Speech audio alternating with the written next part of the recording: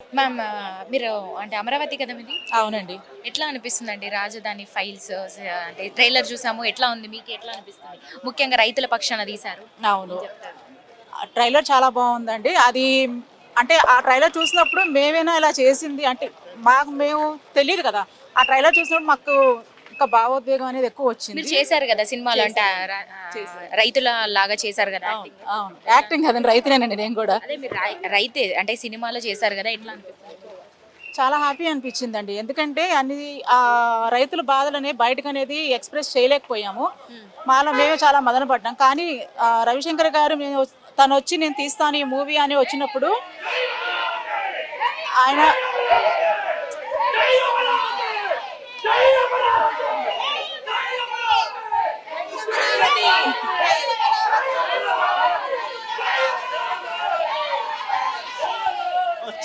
అదే అదే.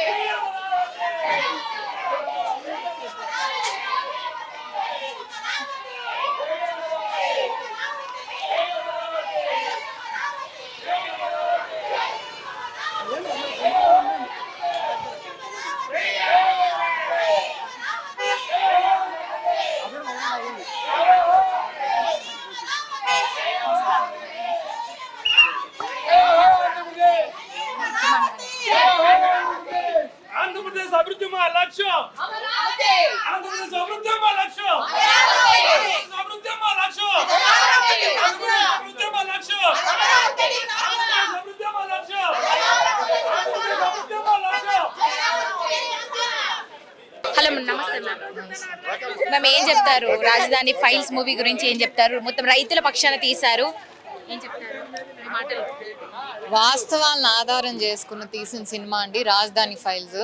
ఇప్పుడున్న వాళ్ళలాగా లేనిపోని అంటే కథలను సృష్టించి అవాస్తవాల్ని వాస్తవాల్లాగా జనాలు తీసుకెళ్లే సినిమా కదా. ఏదైతే ఆంధ్రప్రదేశ్ రాష్ట్రంలో జరుగుతుందో, ఏదైతే అమరావతి రైతులు ఒక రాజధాని భూమి ఇచ్చి వాళ్ళు పడిన కష్టాలు కానివ్వండి, నష్టాలు కానివ్వండి, దాన్ని ఒక వాస్తవంగా ఆధారం బేస్ చేసుకుని తీసుకున్న సినిమా. నిజంగా హ్యాట్స్ ఆఫ్ చెప్పాలి ఈ టీంకి. ఎందుకంటే ఎవరు కూడా ఎంతసేపు కమర్షియల్ యాంగిల్లో సినిమాలు బాగా తీయాలి, ఆడాలి, డబ్బులు రావాలని ఆలోచిస్తారు తప్పితే రైతులకి సపోర్ట్గా ఒక మూవీ. ఎందుకంటే ప్రతి ఒక్కరు రైతు వెన్నముక్కని అందరూ ఊదర కొడుతుంటారు కానీ ఎవరు ఫాలో అవ్వరు. కానీ ఒక రైతు బిడ్డ అయ్యారు కాబట్టి, ఒక రైతులు ఏదైతే అక్కడ బాధపడుతున్నారో దానికి ఆయన ప్రత్యక్షంగా చూశారు కాబట్టి దానికి సపోర్ట్గా ఆయన సినిమా తీసుకొని ముందు రావడానికి నిజంగా we're all very grateful to Ravishankar గాను కానివ్వండి, డైరెక్టర్ కానీ. ఎందుకంటే ధైర్యం, ఆంధ్రప్రదేశ్లో పరిస్థితులు ఎలా ఉన్నాయి ప్రతి ఒక్కరికి తెలుసు. వాస్తవాలు మాట్లాడన్నా భయపడే రోజులు. కానీ అలాంటి ఒక పీక్ టైంలో ఆ రోజుల్లోనే ఈయన ఒక మూవీ తీయటం, వాస్తవాలు చూపించటం, అది ప్రభుత్వం ఏదైతే ఇప్పుడు ప్రాబ్లమ్స్ సృష్టిస్తుందో వాళ్ళ అధికారంలో ఉండగానే ధైర్యం చేసి ముందు దాంట్లో యాక్ట్ చేసిన వీళ్ళ యాక్టర్స్ అందరికి కానివ్వండి, నిజంగా వీఆర్ వెరీ గ్రేట్ఫుల్. డెఫినెట్లీ ప్రజలందరూ, ఎందుకంటే అది వాస్తవం కాబట్టి ఎమోషన్ అనేది నిజంగా ప్రజలకి కనపడుతుంది. ఇప్పుడు మనకి ఎలక్షన్స్ రానున్నాయి. ఈ సినిమా అంటే ప్రజల్లోకి వెళ్తే గనక గట్టిగా వెళ్తే వాళ్ళకి ఎంతవరకు ప్లస్ అవుతుంది అంటారు? ఎంతవరకు అంటే వాళ్ళు అర్థం చేసుకోగలరంటారా? ఈ మూవీ చూసి కూడా ఇది కొంత రాజకీయ పరంగా కూడా అంటే అందరికీ కూడా హెల్ప్ అవుతుంది అనుకుంటున్నాను. అమరావతి ఇష్యూ అనేది ఆల్రెడీ ప్రజల్లోకి వెళ్ళిపోయిందండి. ఏదైతే ఒక రాష్ట్రానికి నష్టం జరుగుతుందో ఆంధ్రప్రదేశ్ రాష్ట్ర ప్రజలందరికీ కూడా తెలుసు. కానీ దీన్ని ఇంకా ఏంటంటే చూసేది వేరు, దాన్ని ఒక సినిమాలోకి తీసుకెళ్ళి కరెక్ట్ ఇంకా ఎక్కువ మందికి రీచ్ అయ్యేటట్టు చేయటం వేరు. డెఫినెట్లీ ప్రజల్ని మరి ఆయన అన్నట్టు 2 years నుంచి తీస్తూనే ఉన్నారు. 2 years నుంచి తీశారు. ఆ తర్వాత వాళ్ళ ఇష్యూస్ ఏదైనా కానీ సెన్సార్ సర్టిఫికేట్ కానీ, వాళ్ళ అబ్జెక్షన్స్, మళ్ళీ దాన్ని కొన్ని సీన్స్ రీటేక్ చేయటం, ఇవన్నీ యాడ్ చేయటం వాళ్ళ టైం బట్టి ఇప్పటికీ రిలీజ్ అయింది. So fortunately unfortunately elections time కూడా ఐ థింక్ ఇంకో 2 months. ఇప్పుడు ప్రభుత్వం ఏం చేస్తుందండి, ప్రతిసారి 19 ఎలక్షన్స్ ముందు వాళ్ళకి ఫేవరబుల్గా తీసుకొని సినిమా అవాస్తవాలు జనాల్లోకి నెట్టారు. ఇప్పుడు అదే చేస్తున్నారు. మేము వాస్తవాల్ని జనాల్లోకి తీసుకెళ్ళడానికి ఆయన చేసిన అటెంప్ట్. సో డెఫినెట్లీ ప్రజలు ఆలోచిస్తారు. ఎందుకంటే మూవీ అలా ఉంది, దాంట్లో ఉన్న లిరిక్స్ కానివ్వండి, డైలాగ్స్ కానివ్వండి, ప్రతి ఒక్కరు ఆలోచించి మంచి చెడు ఏంటో తెలుసుకుంటారు. అంటే ఈ సినిమా వల్ల కొంత రియలైజేషన్ అయితే ఉంటుంది అంటారా? రియలైజేషన్ ఆల్రెడీ వచ్చింది, ఇంకా ఇంకా కూడా రావచ్చు. మేబీ కొంతమందికి తెలియని వాళ్ళు కూడా ఉండొచ్చు. వాస్తవాలు ఏవైతే జరుగుతున్నాయో తెలియని వాళ్ళు ఉండొచ్చు 1-2%. సో ఈ సినిమా డెఫినెట్లీ అలాంటి వాళ్ళకి కూడా ఐ థింక్ మొత్తం అసలు ఏంటి ఎలా ఉంది అనేది డెఫినెట్లీ వాళ్ళందరికీ కూడా తెలుస్తుంది. Thank you so much. తెలంగాణలో మొట్టమొదటి ఫ్యాక్టరీ అవుట్లెట్ ముకుందా జ్యువెలర్స్ మన కొత్తపేటలో ఫిబ్రవరి 14న గొప్ప శుభారంభం. అందమైన ఈ శుభారంభంలో ఎన్నో విశేషాలు. కొన్నంత బంగారానికి వెండి ఉచితం. VA 2% నుండి 12% మాత్రమే. మేకింగ్ చార్జెస్ లేవు. సిల్వర్ జ్యువెలరీపై 70% exchange value. Mukunda jewellers Kothapet. నమస్తే సార్. నమస్తే. ఏం చెప్తారు సార్ సినిమా గురించి? ఏం చెప్తారు? ఇందులో రైతు పక్షాన తీశారు, రైతులే అంటే ఈ సినిమాలో ముఖ్యంగా రైతులనే కనిపించేలా చేశారు, చూపించారు మనకి నిజమైనటువంటి రైతుల్ని. ఏం చెప్తారు? జస్ట్ బ్రీఫ్ ఇస్తా ఫస్ట్. అసలు ఇది ఎందుకు మనకి ఇంటి పేరు ఎంత ముఖ్యం, అదేవిధంగా ఒక రాష్ట్రానికి రాజధాని అంతే ముఖ్యం. రాజధాని లేని పరిస్థితుల్లో 29,000 ఎకరాలకు పైగా 29,000 మంది రైతులు 33,000 ఎకరాలకు పైగా భూములు ఇచ్చి అమరావతి దేవతల రాజధాని పేరైన అమరావతి అని దానికి నామకరణం చేసుకున్నాక అధికారం మారాక ఇప్పుడు మామూలుగా ఒకళ్ళ అహం వల్ల కానీ దానికి కులముద్ర వేసటం, అట్లాగే ఎడారని శ్మశానం అని చెప్పి ముంపు ప్రాంతం అని చెప్పి ఈ రాజధాని పనికిరాదానని 3 రాజధాని అని తెచ్చారు. దానివల్ల మేము అక్కడ భూములు ఇచ్చిన రైతులు అందరం కూడా రోడ్డు ఎక్కాల్సిన పరిస్థితి, నిరసనలు చేస్తూ ఉన్నాం. గత 2 సంవత్సరాల నుంచి దీక్షలు, ఆందోళనలు, ఎన్నో ఉద్యమాలు చేశాం. వాటన్నిటినీ మా బాధలను చూసో మరి వాళ్ళు చెల్లించి ఈ సినిమా తీయటానికి అంటే బయటంతా అవాస్తవాలు ప్రచారమైన అందరూ అవే నమ్ముతూ ఉన్నారు. కాబట్టి వాస్తవం మమ్మల్ని కనుక్కొని అసలు అక్కడ పరిస్థితి ఏంటి, ఏం జరిగింది, వాటన్నిటిని వాస్తవ రూపంని దీన్ని జోడించి ఒక సినిమా రూపం తెచ్చారు. అంటే వాస్తవ సంఘటన ఆధారం చేసుకొని ఆ సినిమా రూపొందించినందుకు రవిశంకర్ గారికి, అట్లాగే దర్శకత్వం వచ్చిన భాను గారికి, నటించిన వినోద్ కుమార్ గారికి, వాణి విశ్వనాథ్ గారికి అందరూ హృదయపూర్వక నమస్కార పాదవందనాలు తెలియజేస్తాం. మా రైతులను కూడా ఆ తారాగణం అంతా కూడా రైతులు మేము ప్రత్యక్ష బాధితులం కాబట్టి మా రైతులను కూడా వెనకంటే నుంచోటానికి కానీ అంటే ఎక్కడెక్కడ రైతు పోరాటాలు అవసరం మా రైతులు అందరూ కూడా ఈ సినిమాలో నటించారు. సుమారు 600 మంది మా రైతు సోదర సోదరీమణులందరూ కూడా ఈ సినిమాలో నటించారు. సినిమా కూడా ఇది రాజకీయాల కోసం తీసింది కాదు, రైతు బాధ తెలియజెప్పడానికి తీసిన సినిమా కాబట్టి సినిమాని సినిమాగా చూడండి. మా బాధలేంటో కూడా తెలుస్తాయి మీకు. నిజంగా బయట ఉన్న అవాస్తవాలు పోయి దాని మీద అసలు ఇది ఆంధ్ర రాష్ట్ర ప్రజలందరిది అమరావతి అనే విషయం కూడా మీకు తెలుస్తుందని, అట్లాగే ఈ సినిమా దాని గురించి తీసిందని తెలియజేస్తాం.